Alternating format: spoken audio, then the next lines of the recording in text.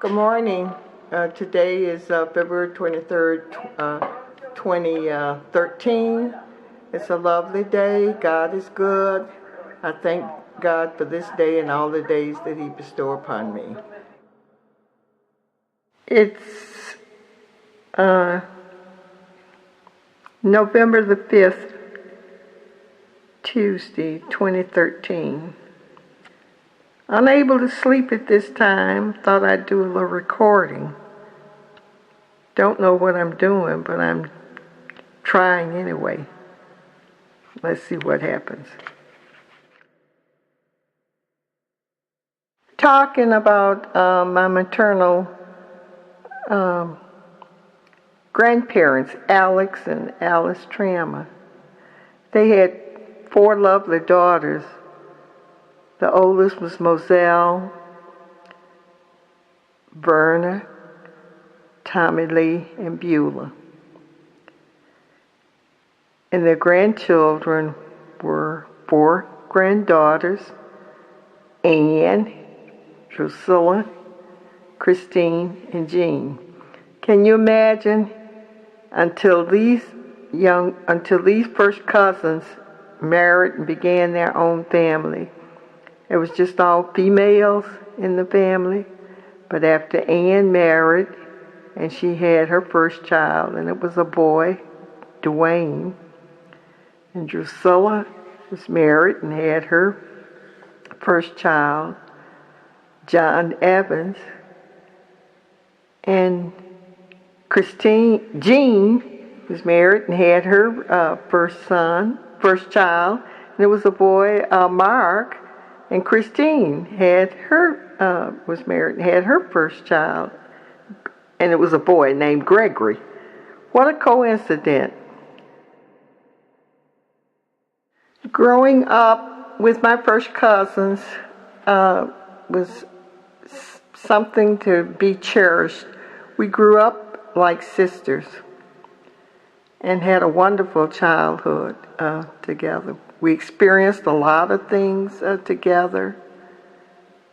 I remember from earlier years, well, first of all, I was born in Troup County in LaGrange, Georgia, the first few years of my life. And then I came to Roanoke, Alabama. In growing up around my first cousins and what have you, we shared a lot of things. And we all attended First Baptist Church there.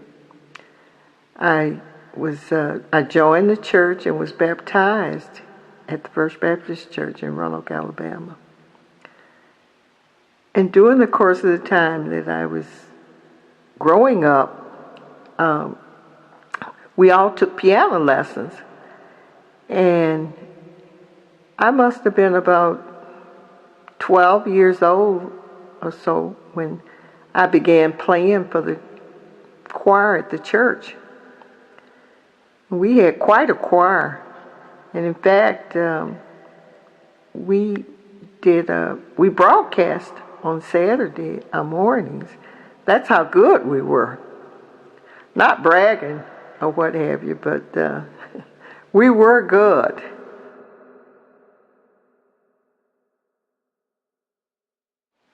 Vacation Bible School was something to be cherished and what have you. We not only attended Vacation Bible School at our church, but we attended Vacation Bible Schools at the Methodist Church and all the other churches that were around. They scheduled them in such a way that we were able to do this, and which really served and made a great impact on all our lives. It was just marvelous. I'll never forget those memories. My grandmother and her friends, they loved to go fishing. And they would take us children with them fishing sometimes. And we made lovely picnic lunches. But we had to be quiet when we were with them, because otherwise we would have frightened the fish away. But it was such a carefree time, and not knowing at that time what this played, what part this played in my life. But it was really, really, really some cherished memories, some that I will live with until I die. It was just marvelous.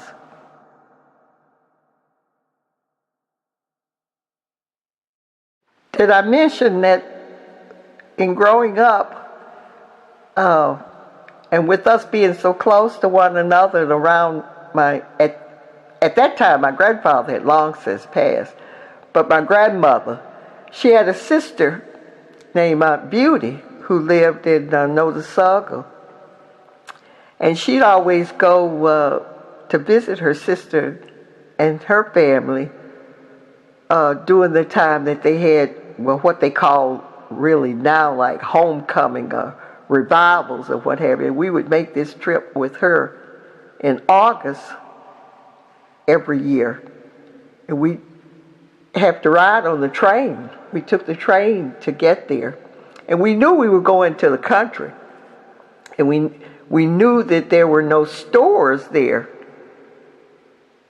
So it's really funny because when we arrived in Notasulga, and Uncle Sam was waiting there to pick us up in the wagon. But before we left, having been brought up in a place like Roanoke where we ran to the stores all the time, we decided we would stop at the, I guess what they would call like the supermarket now. We stopped and we said we wanted to buy some soda pop so we could drink up enough to last us all while we were there for the month of August. Now, how childish could we be, not knowing that we couldn't hold that much pop? But the older people just, they allowed us to drink some, knowing that it wouldn't make any difference. But that was a real funny experience that we had.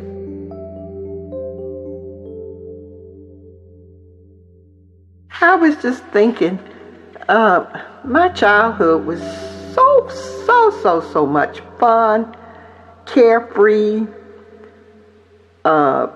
We just lollygagged about in the summertime and enjoyed every day. And then when it was time to come September and to go to school, I loved attending school. I just loved school. I should have continued on and on in later years because I certainly did enjoy it. My first wedding, I was a flower girl in Julia May Seymour's wedding, and I remember it so vividly. I must have been about 7 or 8 years old, but I had this beautiful dress, and it was just such a beautiful wedding. That was the only time that I remember being in a wedding as a child.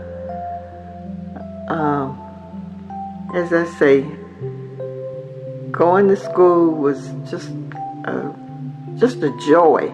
I loved mathematics. I had a teacher named Miss Muriel King from Haiti who